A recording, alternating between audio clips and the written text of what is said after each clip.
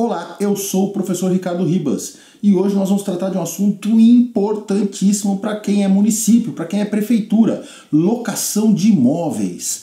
Muitas prefeituras no Brasil inteiro alugam imóveis de particulares para instalar uma secretaria municipal, instalar um serviço assistencial, um posto de saúde. Isso é muito comum, até porque muitas prefeituras não têm o dinheiro para ter o imóvel próprio.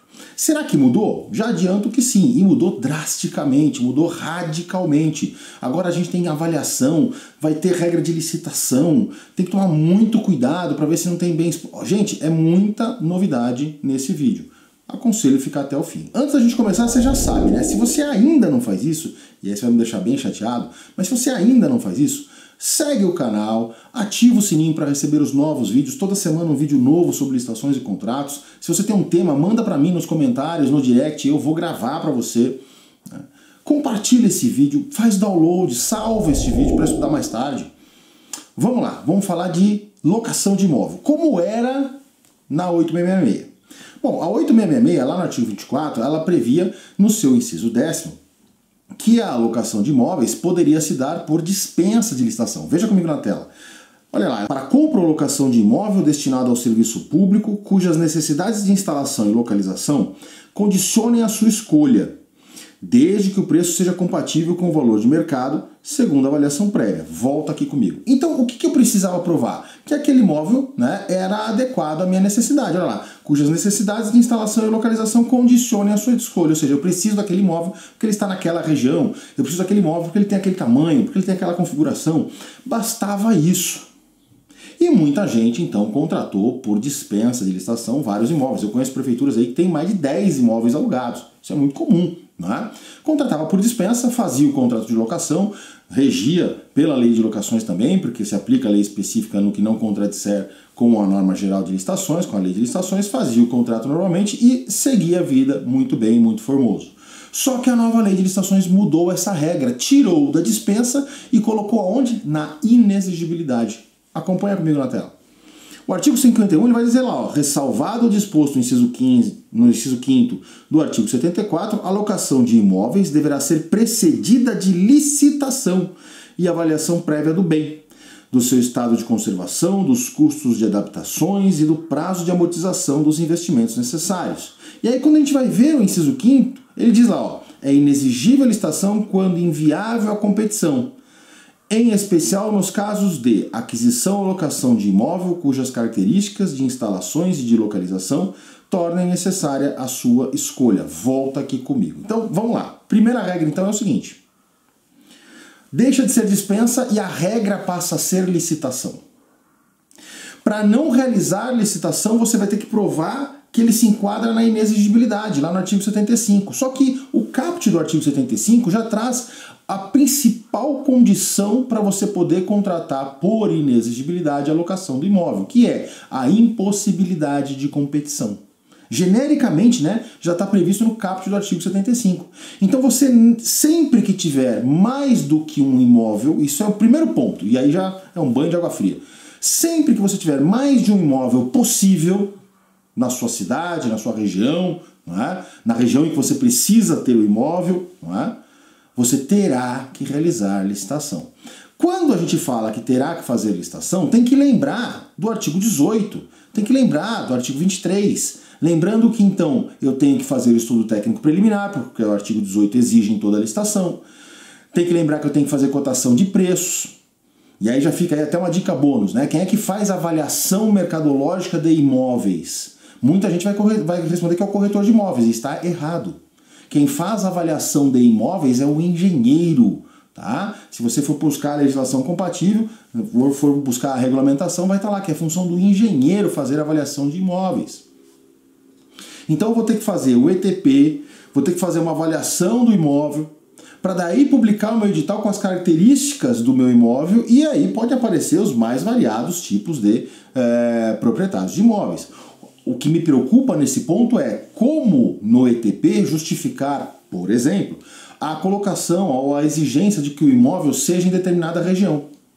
Um caso muito interessante, eu estava pelas minhas andanças dando treinamento em licitações, eu fui numa prefeitura muito pequena. né? Tem até um professor, compartilho da opinião dele, um professor muito gente boa, né? Professor Plínio, ele fala assim, de avião nada é longe. Realmente não é, né? Professor Plínio, um abraço aí para você. Né? E então, essa prefeitura fala assim, Ricardo, eu posso dizer que eu preciso daquele imóvel, né, na região sul da cidade, porque eu já tenho um posto de saúde na região norte da cidade, e aí, portanto, eu faria uma inexigibilidade?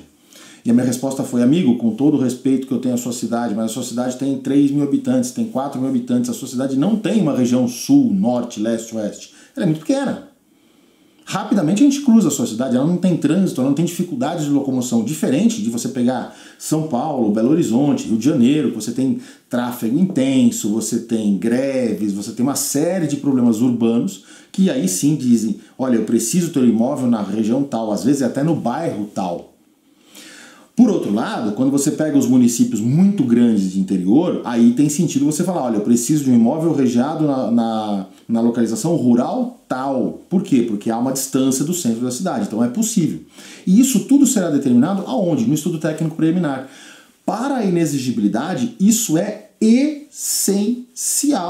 Se não fizer isso, vai desmoronar a tua alocação do imóvel. Se você não conseguir justificar no ETP o porquê só aquele imóvel te atende, isso já vai, por si só, causar a irregularidade da sua alocação. Mas não é só isso. Não é só isso. O artigo 75, mais para frente, né, no parágrafo 5º, ele vai trazer algumas exigências para você fazer a inexigibilidade, senão você tem que ir para a licitação. E quais são essas exigências? Veja comigo na tela. Ela diz o seguinte, nas contratações, né, do inciso 5º, devem ser observados os seguintes requisitos. Avaliação prévia do bem, do seu estado de conservação, dos custos de adaptações, quando imprescindíveis às necessidades de utilização, e do prazo de amortização dos investimentos. Inciso 2º, certificação da inexistência de imóveis públicos vagos e disponíveis que atendam ao objeto. E 3º, justificativas que demonstrem a singularidade do imóvel a ser comprado ou locado pela administração e que evidenciem vantagem para ela. Volta aqui comigo. O inciso 3º é basicamente o que a gente está falando, né? A singularidade. Olha, só pode ser este imóvel. Não há outro nenhum que me atenda naquela região ou com aquelas características ou nesta prontidão, porque às vezes pode até ter, mas não está pronto para uso, eu vou ter que fazer reforma. E é justamente isso que o inciso 1º fala. Mas antes do inciso 1º, eu te recomendo que na prática você vá direto para o inciso 2º. Depois você volta no 1º. Para não ter retrabalho à toa, para não ter trabalho à toa. O inciso 2º ele vai falar do quê? De verificar se você, prefeitura, já possui imóveis. Porque às vezes você possui um imóvel que poderia, com uma reforma, se adequar àquela finalidade. Se você identificar este imóvel, né, você tem que colocá-lo ali de lado, né, tem que colocar ele em análise e realizar, né, um estudo do quanto ficaria, do quanto custaria para colocar aquele imóvel que já é público em ordem para utilização, né, uma reforma ali para utilização.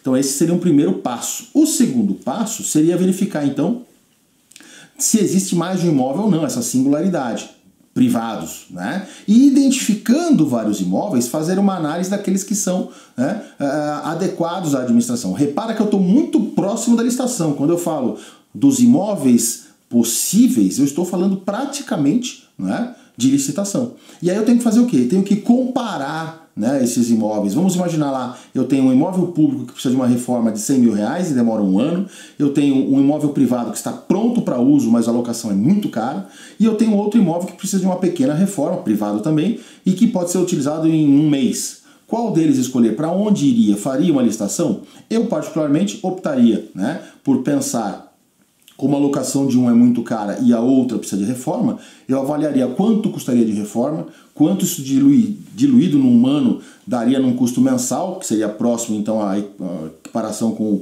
o imóvel que está pronto para locação, e faria a licitação. Não iria, né, não iria para a inexigibilidade. Eu só vou para a inexigibilidade quando só existir um imóvel. Então, gente, o que eu quero passar para vocês aqui é importantíssimo. Praticamente acabou a contratação de imóvel direta, vou ter sempre que fazer a licitação. E mesmo que eu fizer a contratação do terceiro, né, da alocação do terceiro, eu tenho que lembrar que eu tenho um imóvel público aqui que precisaria de uma breve reforma. Então eu não posso locar eternamente, eu não posso renovar esse contrato de locação. Eu tenho que alugá-lo enquanto eu reformo o meu Isso é um ponto importante também. Então, eu tenho que abrir dois processos, um de reforma do imóvel próprio e o outro para alocação daquele imóvel privado temporariamente. Isso também ninguém percebe.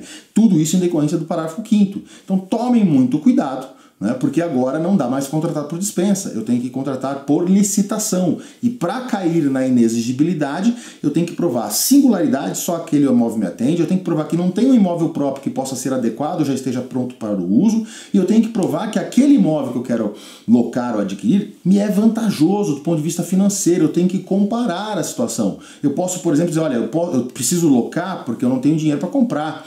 Esse imóvel está mais barato, ele é o único naquela região com um valor mais barato. Posso fazer inexigibilidade? Não.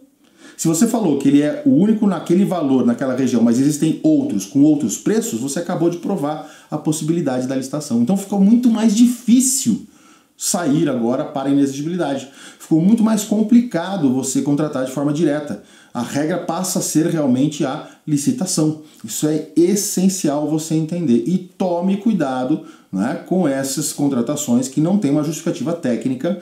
Esse para mim é o principal ponto. Tome cuidado com essas contratações que não têm justificativa técnica para escolher aquele imóvel em específico. Vou desapropriar uma área para fazer um distrito industrial. Quantas áreas não existiriam na região? Né? Será que só aquela? Por quê? Tome muito cuidado com isso. Ok? Eu sou o professor Ricardo Ribas. Se você gostou desse vídeo, eu vou pedir para você seguir o canal, ativar o sininho, compartilhar com seus amigos e eu te encontro no próximo vídeo. Tchau!